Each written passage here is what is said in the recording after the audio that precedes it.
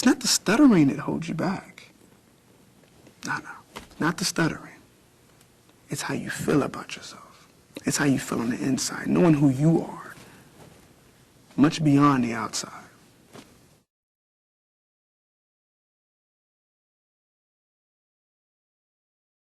Being in grade school, you know, the first day of class, which I hated, you know, we have to stand up and say, hello, my name is.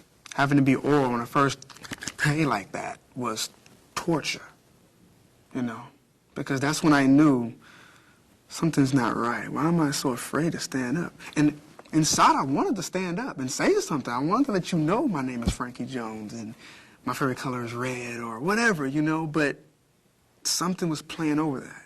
Something was saying, no, you're going to look really stupid if you do this. You're not going to blend in if you do this. Those early days of having to, you know, stand up in front of other people, or my peers, so to speak, at the time, was when I first realized I'm a little different than you or she.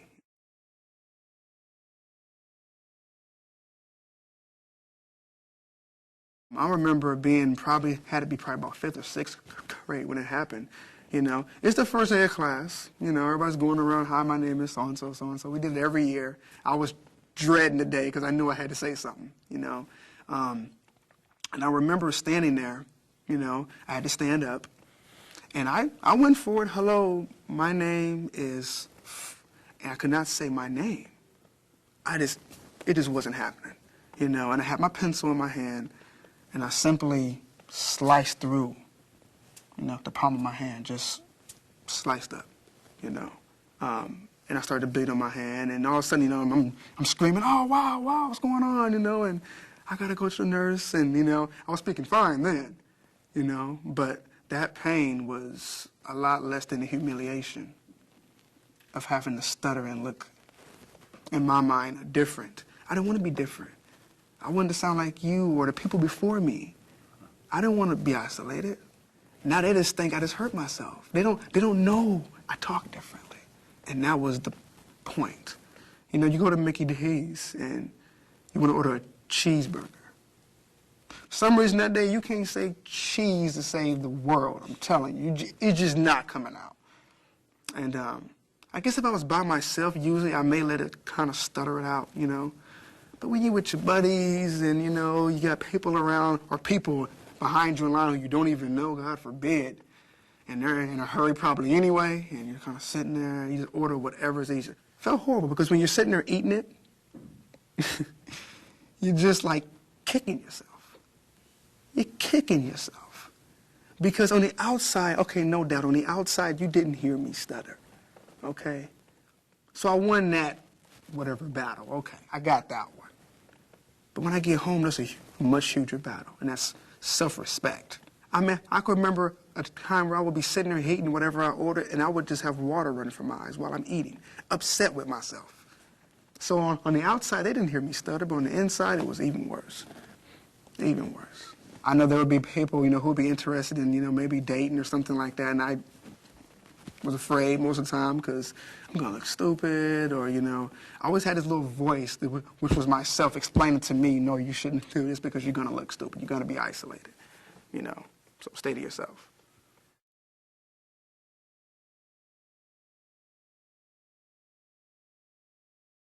You've got about 18 years of isolation, of bad memories, of being mocked. You know, you take all that and you put yourself in a room, and it's depression like you can't believe. It was so bad. I mean, I would use my middle name. I wouldn't answer the phone. I would always have a sore throat. I wouldn't want to speak to you. I mean, I completely hated everybody, you know. And one night I was sort of sitting there and I was thinking, you know, I don't want to live like this. I think what really helped me was I finally started seeing other people who stuttered. I began to write music. I've always been interested in music. And I saw how people were moved by my music who stuttered because I was writing songs about the pain I went through. And I saw how it moved these people. I saw that for once someone wants to hear my voice. You know, for once people stand up and applaud when I speak, or people actually sit and look and listen. They're not looking away or mocking me. You know, I have something special here, you know. And there's something about helping another person who's been through what you've been through. I can't even explain the joy of that. Well, being low, that's when I wrote most of the songs. So I wrote about how dark it was. I wrote about what I was feeling. I wrote about what I saw in the mirror when I looked at myself. This is the way that I talk. I can't help who I am. And if I could, I wouldn't change who I am. Now, if you never stuttered, you may not understand. I hated the man in the mirror. Now I accept who I am. I let someone hear that shortly after, you know, the darkest part. And they just sat and listened. And they looked at me and just smiled, like, wow, you wrote that. That's beautiful. They actually listened to me, you know, and I was speaking, and they were listening. That's when I knew, yeah, I got something. I am somebody.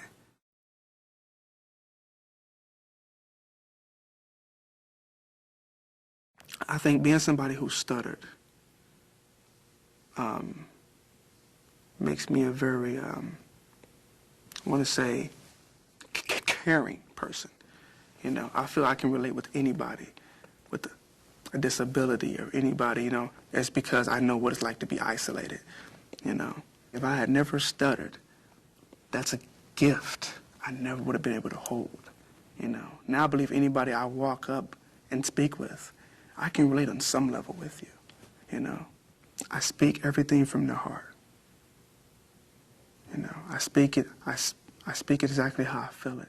I think now I can relate so well because it makes me a very assertive person. It makes me a person who can chase my dreams. Man, I can be anything. I can do anything I want to do. And I know that now. You know, I can communicate. Making it to the other side took years. Stuttering doesn't make my job of who I want to be. Stuttering doesn't stop me from speaking in class, or stuttering doesn't stop me from doing this interview or speaking to people about my stuttering or standing up and saying what I feel and speaking with my mind. Stuttering never stopped that, but that's what I thought was stopping it. It's how you feel on the inside, knowing who you are, much beyond the outside. There is no messing up, because when you speak from your heart, when you're saying what you like to do, when you're saying who you want to be, there's no right or wrong answer. You're talking the truth. There's never a right or wrong answer, ever.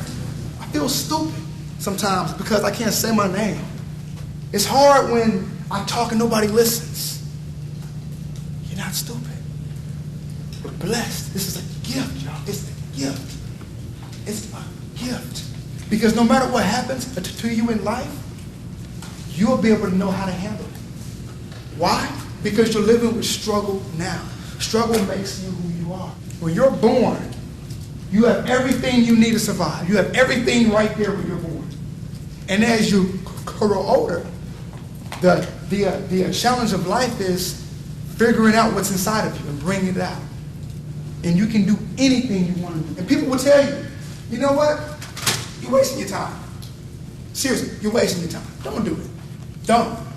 Those people are there for a reason. Nothing will be easy for you.